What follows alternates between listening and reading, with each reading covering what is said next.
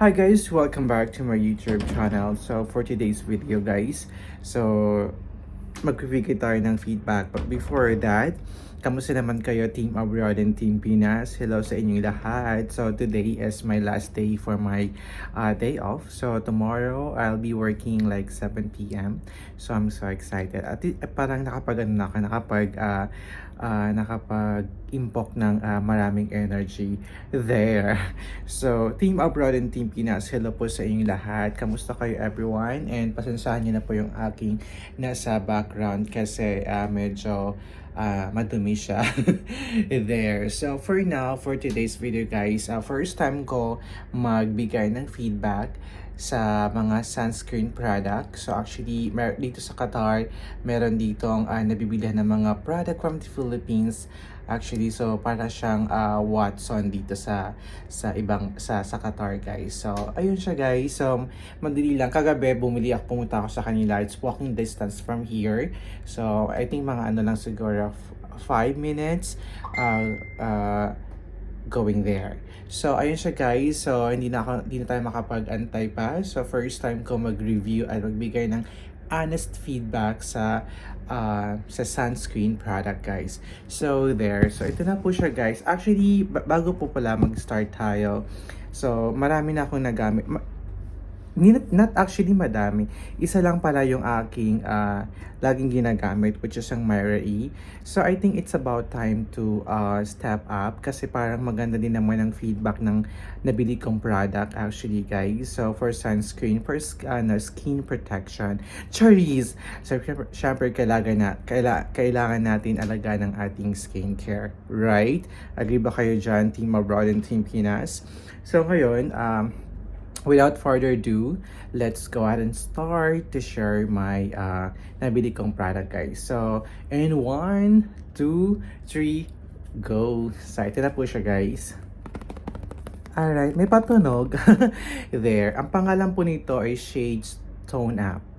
So, first time kong bumili nito. And may kasama siyang nakalagay dito, Broad Spectrum SPF 50 plus. So, ayan siya guys. For skin, for, what do you call this? Pang sunscreen talaga siya. So, without further ado nga, sabi ko po nga kanina, start na natin guys. So, ito yung packaging niya guys. There. Maganda naman siya. There. Ayan. And ako yung model. Charis! There. Ayan siya guys. Ayan. So, ngayon, mag-start na tayo ng paglagay ng cream. So first time ko guys, sana hindi ako ma-pimples kasi last time when I was in back teenager time, so talagang break out talaga yung mga pimples ko sa face ko. So I'm really scared using a different product na hindi hiyang sa skin ko. But according to the reviews from the TikTok, so itong product nito guys is okay for all of the type skin daw, sabi nila. Kung anong mang skin ka meron. So there, umpisahan na natin guys. So ayan siya. Nabili ko lang pala siya guys for here 28 Qatari Riyal dito sa Qatar guys. Okay? So ayan. So first time natin. Sana nga humiyang sa akin to kapag naghiyan to sa akin for sure. So ito yung lagi ang bibili nito. Okay? So ito na ang kanyang pinaka loob. So Shades Tone Up. There, model. Alright, so ayan, umpisahan na natin guys. At may nakaseal pa siya dito, so sobrang protected niya. And of course, kailangan natin tanggalin. Okay. Alright, so there. Okay. Ayan. So itong camera guys wala tong hindi natawag nilang cut. Diretso, without cutting to guys. So walang daya tong aking pagre-review. So yung skin ko hindi naman kalinisan. Ayan makikita nyo na po. Ilapit ko sa inyo guys para makita nyo yung before and after. So yung skin ko, ayan ayan. Ito yung aking skin without without lagay-lagay. So maglalagay tayo guys. Okay, ayan.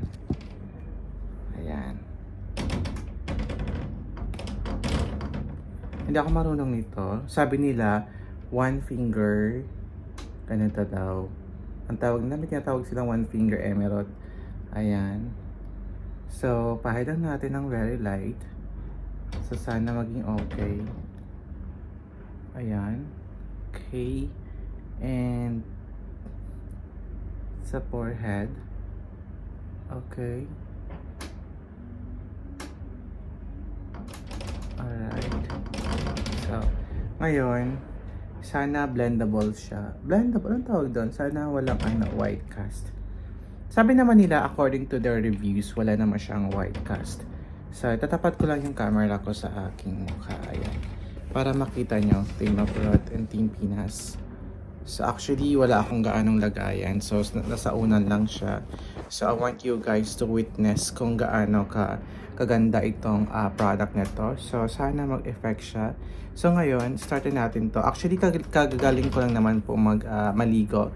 So, malinis naman po yung hand ko. Hand talaga ang arte. So, ito na siya, guys. So, ibe-blend na natin siya. Ayan. Ibe-blend na natin. So, nakita niyo naman po yung aking before and after, right? Bago ko siya i-blend dito, pakita ko muna yung ibang part na walang, what do you call this? Walang sunscreen. So, gusto ko makita nyo guys para honest review tayo. So, ako yung pinaka-subject dito. Ayan. Oh, bipa, bongga. So, ito yung may sunscreen. Ay, nag-glow nga siya. Ito yung may sunscreen. Ito naman yung wala. Yung pagbabasihan. Sana hindi ko muna nilagyan, no? Para makita niyo yung difference ng isa't isa. Ayan. Ito may sunscreen. So, nag-ano talaga siya. Parang Korean glass skin. So, which is ito talaga yung hinahanap ko mga makikintab. Ayan. So, hala na natin. Ayan na natin yung kabilang. Para makita niyo guys.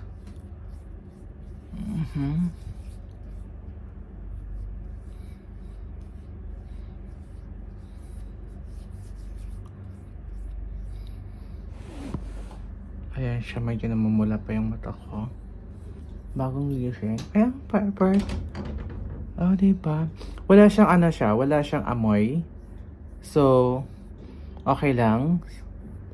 Wala siyang amoy. Di katulad sa mga ginagamit ko, may mga scented flavor. Ito wala siyang amoy. So, easy to blend. Wala siyang white cast. So, focus tayo sa face, okay? Ayan. Okay, o see? Ganun lang siya. Ayan. Hindi ko sasamang lieg. Tama na yan. Papakita ko lang yung face ko. Face ko. Alright. So, there. So, ngayon, tatayo tayo para makita nyo naman. Ay, ang ganda, diba? Bongga. Oh, wala siyang white cast. Na-absorb na siya in like 1 minute or less than 1 minute. So, na-absorb na yung nilagay kong mga cream sa face ko. So, hindi siya sticky, guys. Unlike other cream na may pagka-sticky at hindi siya mabigat sa fez.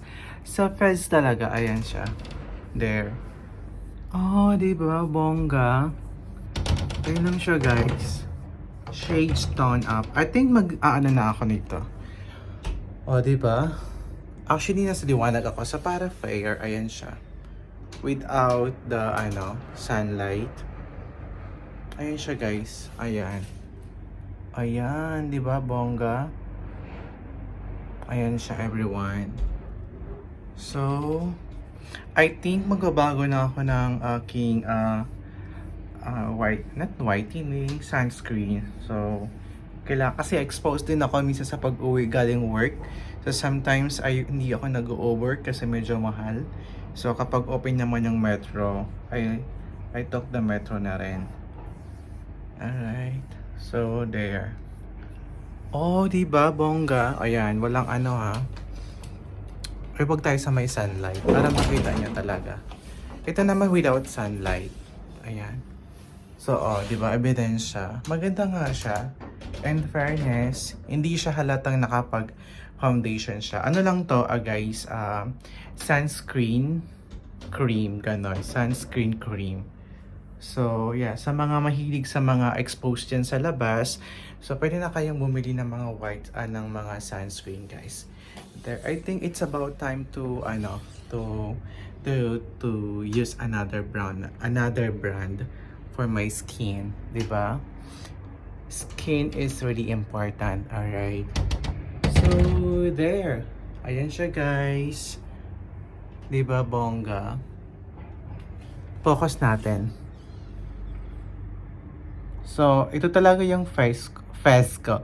Yung face ko, walang, may mga butlig. Pero, nag-breakout kasi niya nung ako na kasagsagan na teenager. Ayan. Maganda siya in fairness, 'di ba? Lakas maka-fresh. Okay, so ayun siya guys everyone, and yun ang yung aking honest review. So wala siyang white cast, madaling i-blend, and tonable talaga siya guys. So nag-match sa aking skin color. I think pwede siya sa mga morena or mestiza there. Ayan siya guys, there.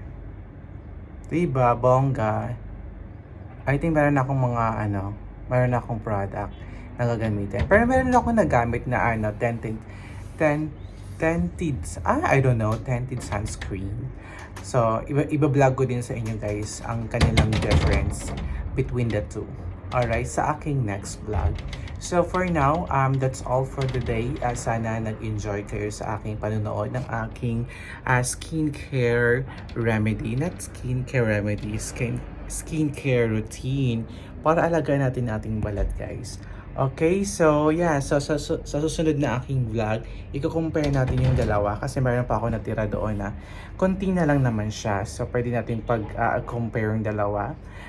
Face tone up versus the Adorn. Adorn naman ang next natin ibibigyan ng honest review. So yeah, that's all for today. Sana nag-enjoy kayo sa aking video.